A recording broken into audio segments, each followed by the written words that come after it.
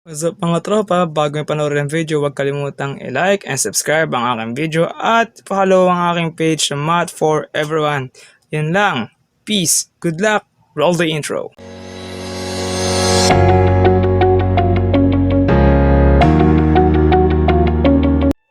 What's up mga tropa? Ito na naman ako para sa aking bagong video tutorial, and this time ang ituturo ko ay integral ng inverse trigo functions.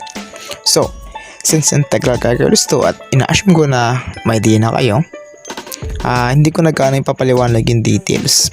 Ang papaliwanag ko lang dito ay kung paano mag-solve ng inverse trigo functions at yung clue kung kailan ba talaga siya gagamitin. So, kapag inverse trigo function, kung yun ang gagamitin mo, ang checklist natin ay dapat naka-fraction. Kapag hindi na siya naka-fraction, huwag mo na siyang i-consider. Pangalawa, check yung denominator. Quadratic ba yung denominator? If hindi quadratic yung denominator, then move on. Ibang method ang kailangan natin. Okay? Pangatlo, at pinaka-importante, dapat nag-exist yung differential niya. Kapag hindi nag-exist ang differential, either may kailangan ka pang gawin or hindi pwede ang inverse trigo function. Ulitin ko fraction dapat siya, dapat yung denominator ay quadratic, at dapat nag-exist ang differential. Okay. So dagdag ko nga lang pala, kailangan mo rin i-check kung baka naman pwede yung power formula o yung logarithms. Kung nag-fail yung dalawang first two methods, saka lang tayo mag-inverse trigo. Medyo mahaba meticuloso ang integral calculus. However, systematic naman. Kailangan lang ng konting practice. Proceed tayo. Paano naman ang formula sa pag-integrate nun? Sa inverse trigonometric functions integral nun, may tatlo usually sikat na formulas na ginagamit. Una, is integral of du all over square root of a squared minus u squared, of which ang sagot will be arc sine u all over a plus c. Pangalawa, ang integral ni du all over a squared plus u squared, of which is equal naman sa 1 over a arctan u all over a plus c. Get so far? At ang pangatlo, si du all over u square root of u squared minus a squared is equal to 1 all over a arc secant u all over a plus c. So note lang na meron siyang kasamang a. Ang a dito ay yung constant. Okay? Print screen kung kailangan, mag-practice tayo mag-solve. This first sample ko, integral ng dx all over square root of 1 minus x squared. Okay, checklist tayo. Fraction.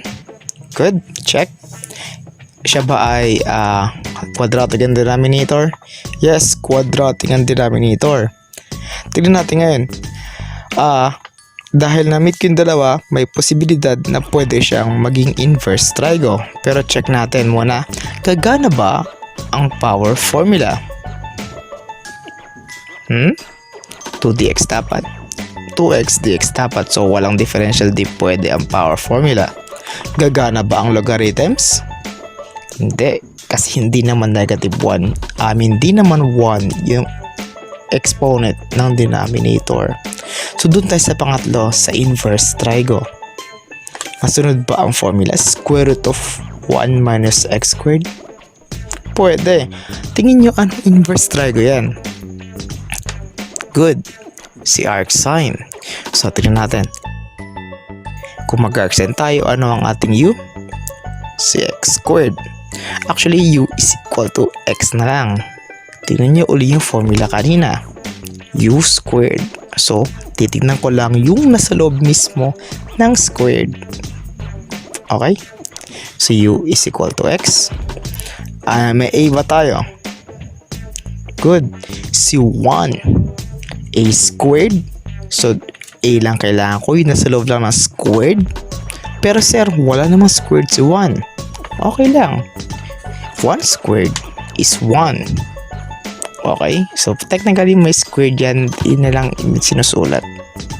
Okay? Nagets? Pwedeng rewind. Kung nagets na, kunin natin differential. If u is equal to x, ang du ay dx. Nandiyan ba ang differential? Nag-exist ba? Good, nag-exist. So, tapal na lang sa formula. Arc sign. Yung u ko, which is x plus c. Since itong 1 over 1 ay 1 lang, hindi ko na lang siya isulat, magiging arc sign x plus c na lang. Simple lang, di ba? Napakasimple lang nitong method na to. Basta ma-meet ang kondisyon. Isa pang sample. Isa pa. 2x all over square root of 9 minus x. So, paano na tayo mag-solve ng ganitong problem? Obviously, fraction siya. Ang problema, sabi ko quadratic yung denominator. Quadratic pa siya? No, it's not. Raised to 4. So, sir, ibig sabihin ba hindi inverse trigo ang solution dito? Not quite. Tingnan natin. What if ito ang gawin ko? What if yung x raised to 4, ginawa kong x squared raised to 2?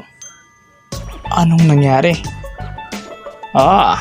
Nagmukha siyang quote-unquote quadratic. So, pwede pala mangyari yun, sir. Yes, pwede.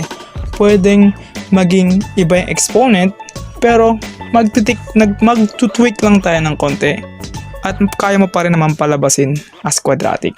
Isa tong tricky question actually. Pero, balik tayo sa topic. Ngayon, ang equation ko ay naging 2x all over 9 minus x squared. Square root of 9 minus x squared raised to 2. So, obviously, tulad ng turo kanina, pwede na dito ang arc sign. Okay? Pero ano ang u natin? Good, it's x squared.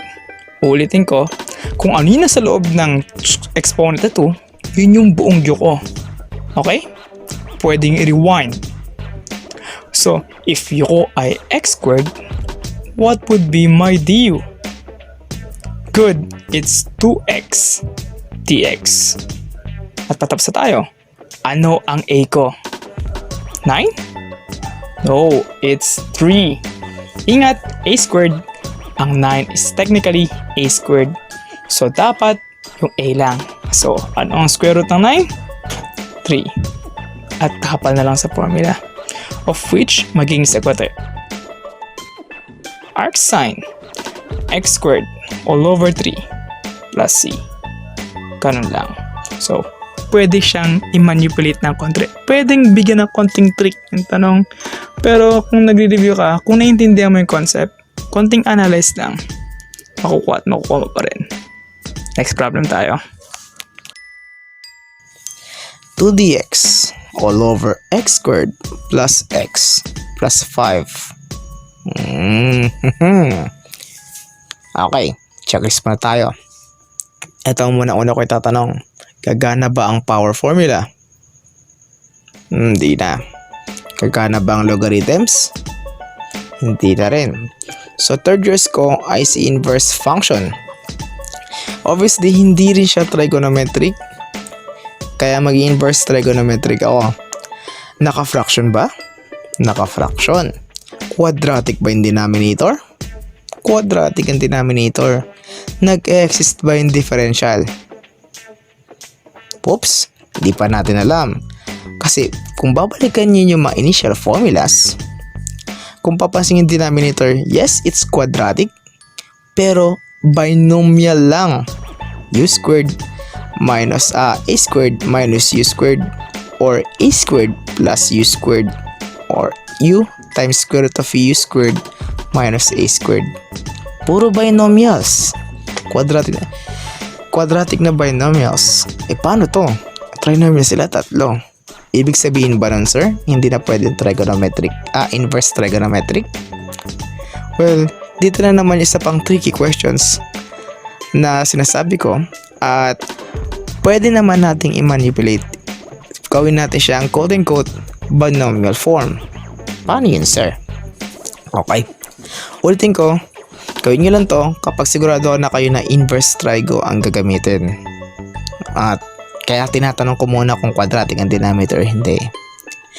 So sa case na to, fraction naman siya, quadratic naman ang denominator. So may posibilidad na inverse trigo ang gagamitin ko. Kung hindi naman, so since hindi siya binomial, magmamanipulate ako ng formula. Paano siya i-manipulate? At gagamitin ko sinasabi natin na completing the square method. Completing the square method. So at this point, hindi ko na papaliwanag in detail yung method na to. Kasi ina-assume ko na at this point, marunong na kayong mag-find ng roots ng quadratic equation. Naalala nyo nung first year kayo? Tinuro to. By inspection method, completing the square, at si quadratic formula. Ano nga? Dito na papasok ngayon si completing the square. Hindi ko siya papaliwanag. Kaya kung hindi nga pa alam kung paano yun, gumawa ko ng video doon sa algebra playlist. You can search for it. Okay? Sa mga gets na, ipaproceed na ako. So since completing the square tayo, x squared plus 4x plus 5, and linawin ko lang. Hanapin ko yung aking gitna, yung b, which is si 4. Tapos, i-divide ko siya ng 2. So, mula 4, naging 2. Tapos, yung nakuha kong quotient na 2, ay square ko. So, 2 squared is equal to 4. So, itong nakuha kong 4, ay idadagdag ko mismo sa denominator. Idadagdag ko siya. So, magkakaroon ako ng x squared plus 4x plus yung bago kong nakuha na 4. Pero tandaan, tulad ng ibang rules, kapag nagdagdag ka ng constant sa isang equation, wag kalimutan na maglagay ng pangontra. Laging importante yon. So, naglagay ako dito ng plus 4. Maglalagay ako ng pangontra na minus 4. Saka ko sisingit yung huling value na plus 5. Importante yan. Kung ano mang idadagdag mo sa equation, lalo na kapag constant, wag kakalimutang maglagay ng pangontra. Balik tayo sa tanong. Sir, bakit ginawa mo yung completing the square? Ano bang silbi niyan? Parang lalo yatang humaba. Kalma lang. Ito ang dahilan. Tignan niyo first 3 terms. Sa x squared plus 4x plus 4. Pamilyar hindi? Pamilyar. Kasi itong tatlong to ay kaya kong i-factor, which is x plus 2 squared. X plus 2 squared. Actually, itong nakuha kong 2, positive 2, ito yung nakuha ko nung dinivide ko yung 4 into. The moment na dinivide ko siya, yan yung factor. Pwedeng reviewin. Ulitin ko, hindi ko na gana ipapaliwanag ang completing the square method. Ang summary lang naman na nangyari doon, nagdaing yung first 3 terms, dahil ginawa ko yun, yung first 3 terms na nabuo ko ay factorable na. Naging siyang perfect square, at naging this time sa case natin ay naging x plus 2 squared. Tapos, titignan ko yung natira. Meron akong negative 4 at 5. Negative 4 plus 5 is positive 1. So mula doon sa trinomial, ang bago kong equation ay naging 2 dx all over x minus 2 squared plus 1. Okay, this time, ang ating denominator is quadratic and quote-unquote binomial. Nasunod ko na ngayon yung form na hinahabol ko. So, kapag nag-solve na ako, arcsine, arctangent, or arcsecant. Good, it's arctangent. Pag tingnan mo natin, nandiyan may differential. Ano ang differential niya? If u ko ay, ano u? Good. X plus 2. Ang du ko ay dx. Nice. Ano ang a ko? 1. Good. So, tapa lang ang formula. So, ang maging sagot ay 2. Huwag kakalimutan, may constant ako sa numerator. Pag may constant, ilabas. Okay?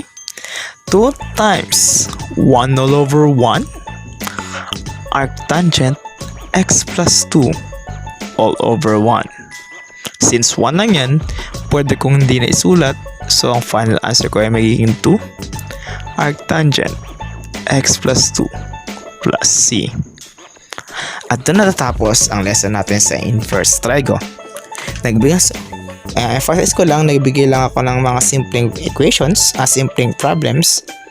Kung gusto nyong magbigay pa ako ng mas komplikado, mag-discuss ko ano pa yung mga diskarte pagdating sa ganitong equations, just comment down below, gagawa ko. At ang purpose ng video na to ay at least bigyan kayo ng idea kung paano ba inverse trigo functions, kung ano yung checklist na kailangan kong gawin. Huwag kayo payo ko lang para mas magets nyo. Pwede rin kayo mag-practice, maghanap ng problem sa libro. Marami yan. Yun lang. So, bilang huling video, bilang pang-ending ng video ko, sorry. Bilang pang-ending ng video ko, subukan yung isolve tong tatlong problems na to. Yan naman ang subukan natin. Yan naman ang sagutan natin next video. Okay? Good luck. Peace.